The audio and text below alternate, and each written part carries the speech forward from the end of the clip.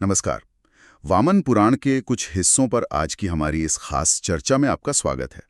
हमारे पास ना इस प्राचीन ग्रंथ के कुछ चुने हुए अध्याय हैं, मूल संस्कृत श्लोक भी हैं और उनका हिंदी अनुवाद भी। जी। और हमारा मकसद वो ये कि इन स्रोतों से देवी कात्यायनी कैसे प्रकट हुई, हाँ। और फिर उन्होंने महिषासुर का वध कैसे किया, इस जबरदस्त कहानी के जो जरूरी पहलू हैं उनको समझना। बिल्कुल, ये देवताओं की और धर्म की बहाली की एक बहुत बहुत अहम कहानी है। हाँ, तो चलिए फिर शुरू करते हैं बात।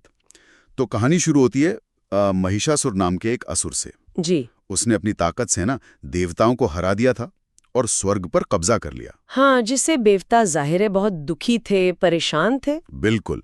तो वो सब मदद के लिए पहुंचे ब्रह्मा जी के साथ भगवान विष्णु और भगवान शिव के पास। हाँ, और यहीं से कहानी मतलब एक बहुत ही असाधारण मोड़ लेती है। अच्छा। देवताओं की जो परेशानी थी, उनका जो गुस्सा था, उससे एक कमाल की घटना हुई। ब्रह्मा, विष्णु, महेश और जितने भी बाकी देवता थे, उन सब के शरीर से एक शक्तिशाली दिव्य ऊर्जा निकली। अच्छा। जिसे पुराण में तेजपुंज कहा गया है। और ये सारी ऊर्जा, ये तेज इकट्ठा होकर एक देवी के रूप में प्रकट हुआ। कमाल है। हाँ। और यही देवी कात्यायनी कहलाई। यानी ये देवताओं की मिलीजुली शक्ति और उनका संकल्प था जिसने देवी को जन्म दिया।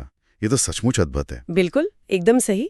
और फिर देखिए, हर देवता ने उन्हें अपनी खास शक्ति या अपना हथियार दिया। हाँ। जैसे शिव जी ने अपना त्रिशूल दिया, विष्णु जी ने चक्र दिया, वरुण देव ने शंख, अग्निदेव ने अपनी शक्ति दी, वायुदेव ने धनुष और बाणों से भरे तरकश दिए, और तो और पर्वतराज हिमालय ने सवारी के लिए सिंह मतलब शेर दिया। वाह! तो ये सिर्फ हथियार देना नहीं था, आप समझ रहे हैं, ये इस बात का प्रतीक था कि देवी इन सभी देवीय गुणों और शक्तियों का मिला जुला रूप थी। संभार भी, व्यवस्था भी, पोषण भी, सब कुछ। हाँ, समझ गया। तो इस तरह देवी पूरी तरह से तैयार हो गई, हर तरह की शक्ति, हर तरह के हथियार से लैस। बिल्कुल। और पुराणों में उनके रूप का भी बड़ा सुंदर वर्णन मिलता है। कहते हैं चांद जैसा चेहरा था। हाँ। बाल काले बादलों जैसे, और उनकी कई भुजाएं थीं जिनमें ये सारे अस्त्र शस्त्र थे। जी। और कहते हैं जब उन्होंने सिंहनाद किया, मतलब शेर की तरह दहाड़ी, जी, तो तीनों लोक कांप उठे थे। जाहिर है। और ये दहाड़ महिषासुर तक भी पहुंची होगी, जो स्वर्ग पर कब्जा जमाए बैठा था। हाँ बिल्कुल। वो गुस्से से भर गया और उसने फौरन अपनी सेना भेज दी देवी से लड़ने। सेना?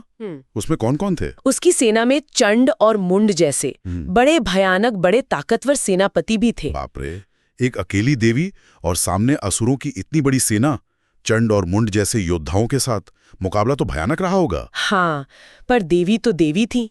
उन्होंने अकेले ही, आप सोचिए, अकेले ही असुरों की उस भारी भरकम सेना को तहस नहस कर दिया। अकेले ही? हाँ, चंड और मुंड जैसे बड़े बड़े योद्धाओं को भी मार गिराया।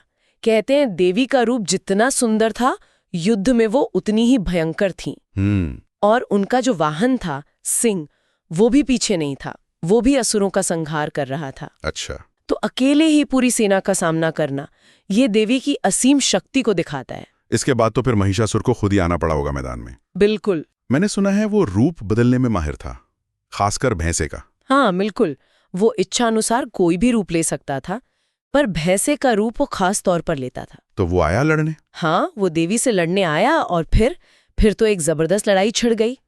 महिषासुर ने कभी भैंसा बनकर हमला किया, कभी शेर बनकर, कभी हाथी बनकर। अच्छा, रूप बदल बदल कर? हाँ, रूप बदल बदल कर वो देवी पर हमला करता रहा। ये शायद बुराई के धोखेबाज स्वभाव को भी दिखाता है, कह सकते हैं। हाँ, कि वो बहुरूपिया है, एक रूप में नहीं टिकती। बिल्कुल। और आखिर में अंत कैसे हुआ इस बहुरूपी असुर का? देवी ने क्या किया? आखिरकार जब महिषासुर ने फिर से भैंसे का रूप लिया, तो देवी ने फुर्ती दिखाई। वो अपने सिंह से कूदी और सीधा उसकी पीठ पर सवार हो गई। अरे वाह! और फिर अपने त्रिशूल से उस पर जोरदार वार किया। और उसके बाद अपनी तलवार से उसका सिर काट दिया। और बस उसी पल उस महाअसुर का अंत हो गया। देवताओं ने चैन की सांस ली, स्वर्ग में फिर से शांति हुई, धर्म स्थापित हुआ, और सबने देवी कात्यायनी की जय जयकार की, उनकी स्तुति की। तो महिषासुर का अंत तो हो गया, पर इस पूरी घटना का मतलब देवी के इस तरह प्रकट होने का, इसका गहरा मतलब क्या समझें? ये सिर्फ एक लड़ाई की कहानी तो नहीं लगती मुझे। नहीं, आप बिल्कुल सही कह रहे हैं। ये कथा सिर्फ एक युद्ध का ब्यौरा नहीं है। हाँ, ये दिखाती है कि जब सभी देवता एक साथ आए, उन्होंने अपनी शक्तियां मिलाई, हाँ, तो उनकी जो वो सामूहिक इच्छा शक्ति थी, उनकी जो ऊर्जा थी, उसने अन्याय और अधर्म पर विजय पाई। देवी का प्रकट होना वो इसी एकता का नतीजा था। और हाँ, जैसा आपने कहा, ये स्त्री शक्ति के सर्वोच्च रूप का भी प्रतीक है। वो शक्ति जो सृजन भी कर सकती है और जरूरत पड़ने पर संहार भी। बिल्कुल, संहारक रूप। तो सार ये है कि वामन पुराण का ये किस्सा हमें संगठित शक्ति की ताकत दिखाता है ना? हाँ, कि कैसे जब सब एक हो जाएं तो बड़े से बड़े संकट का सामना किया जा सकता है। और देवी का प्रकट होना इसी एकता और संकल्प की एक मिसाल था। हाँ, बिल्कुल। और यहाँ एक बात और सोचने लायक है। क्या? ये जो देवताओं ने अपनी अलग अलग शक्तियों को मिलाया और उससे एक महाशक्ति यानी देवी को बनाया, क्या ये इस बात की तरफ इशारा करता है कि कभी-कभी जब बहुत बड़ी असाधारण चुनौतियां सामने आती हैं, तो हमें अपनी जो जानी पहचानी व्यवस्थाएं हैं, जो हमारी निजी ताकतें हैं, हाँ, उन्हें शायद जोड़कर एक नए, ज्यादा शक्तिशाली स्वरूप को जन्म देना पड़ता है उससे निपटने के लिए। ये वाकई एक विचार करने वाली बात है कि कैसे सामूहिक शक्ति एक नई शक्ति को जन्म दे सकती है। बहुत दिलचस्प।